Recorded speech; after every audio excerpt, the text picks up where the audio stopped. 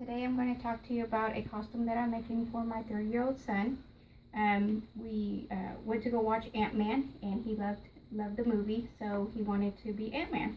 So I'm going to show you how I am starting off his costume. So right now I'm kind of working on the pants, and I went and bought material, 2 types of leather, a red one and a black one. I will say, whenever you're going to look for material, the leather can be pretty thick, so you want to look for something that is thin and flexible, and something that you can sew, because some of the thick material out there, when you're sewing it, it's just going to go through and tear it up. So make sure to look for the good material there, and ones that is easy to sew. So I started off by getting an old pair of pants and cutting them up to use it as a template, so whenever you're sewing. So if you don't sew much, it's a good thing to just get something old that you don't use anymore, and just take it away at the seams.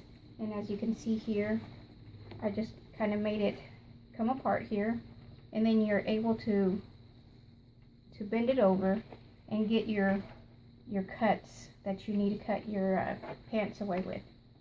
So here you can kind of see I brought part of it together, and I took the leg pant material and laid it over the leather pieces, and then I just cut it. And whenever you do cut it though, leave a little bit of the inch, about a 1/2 inch or 1/4 inch on both sides, or more depending on what kind of material you're using, because you need room to sew and stitch both sides. And then also, this material is not stretchy, so you want to make sure it's not going to be too tight on them. You can always go in, you can't ever take out, so just keep that in mind. So what I did here, as I cut them, I labeled like back left, front left, and so forth like that, so whenever you're putting them together and you're sewing, you remember which pieces go to which side. So I end up sewing the pieces together, and once I sewed it together, I did a stitch here where the zipper looks, so that way it looks like it's a zipper, but there's not. And then the next part I wanted to start working on was on the knees. In the Ant-Man costume, it has ridges where it kind of like stretches right at the knees. And so what I did to get that effect was I got the material, and I'll show you real quick here. And basically what you do is you stretch it over. So here I kind of get a little piece and practice on a little piece of material first before you start doing your main pants, because it'll give you an idea how wide you want it, how tight you want it, and so forth like that. So what I did was basically you get the material and pinch it and then bring it over. So when you do that, you can see there's about a 1/4 inch there of leeway. And then when you sew on the sewing machine, you want to use that as your guide.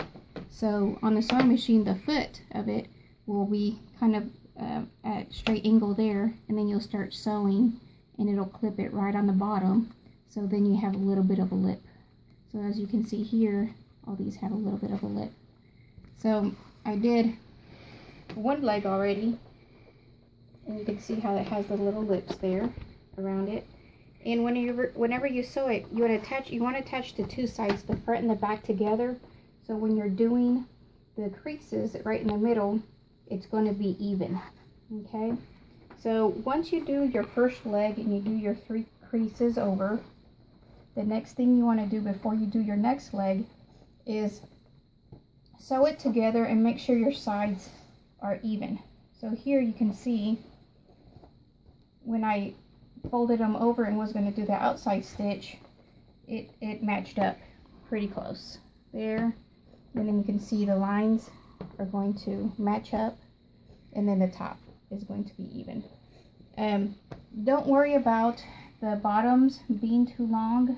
That was another thing that I did at the very beginning. Let me show you. Is if you notice, when I compared, these pants actually fit him. So what I did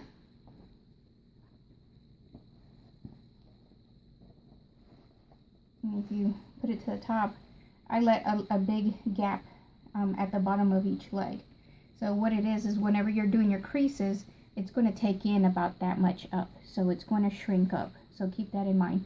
So once you get all the middle side, everything done, then at the very end, you'll chop off the excess material, and then you will do your seam for the bottom of the foot, which if you fold it one time, and fold it twice, and then you will stitch it along, and that will end up being the bottom of your foot, the pant leg. So once you get your first leg done, before you start stitching on this side, another thing you want to do is measure the distance from the inside of the pant leg down to your first line. Okay, so, and remember you did a fold, inside fold, so you want to measure it to the inside of the fold. So here you can kind of see this was about 3 inches and 1/4 is where that first line started. So when you grab your other leg and you're fixing to start your first inside seam, flip this over.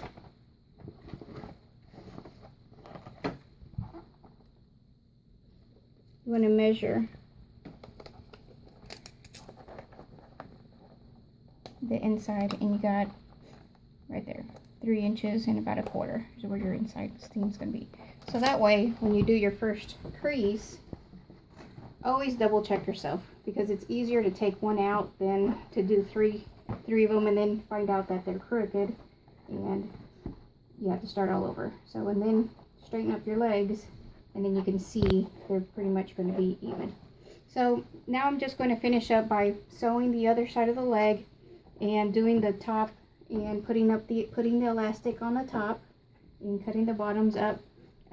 Stay tuned and keep watching our channel. Make sure to subscribe, because on the next part I'll start going into the effects and the red leather pattern on the pants. Thank you for watching our channel.